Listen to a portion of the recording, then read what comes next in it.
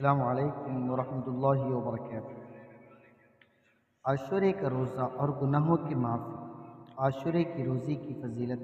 عن ابی ہریرہ رضی اللہ عنہ عن النبی صلی اللہ علیہ وسلم من صام یوم عاشورا احتسب علی اللہ ان یکفر السنة التي قبلہ۔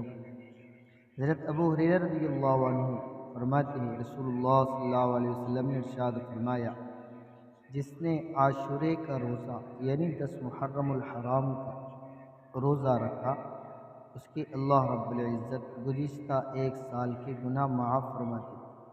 رسول اللہ صلی اللہ علیہ وسلم جب مکہ میں تھے تو عاشورے کا روزہ یہ فرض تھا، اور مدینہ منورہ میں آئے تو رسول اللہ صلی اللہ علیہ وسلم پر رمضان المبارک کے روزے فرض ہو گئے تھے، اس کی فرضیت ختم ہو گئی تو پتہ چلا کہ یہاں پر لوگ 10 محرم الحرام کا روزہ رکھتے ہیں۔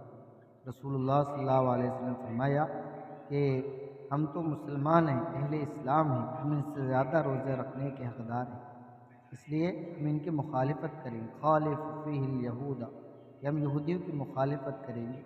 اگر میں آئندہ سال زندہ رہا تو 9 اور 10 کا روزہ رکھیں، اس لیے ہمیں چاہیے کہ ہم 9 اور 10 یا پھر 10 اور 11 یعنی 2 روزے رکھیں، چاہے 9-10 رکھیں یا پھر 10-11 رکھیں، ان دونوں میں سے، تینوں میں سے، لیکن ہمیں روزہ رکھنے کا خوب اہتمام کرنا چاہیے۔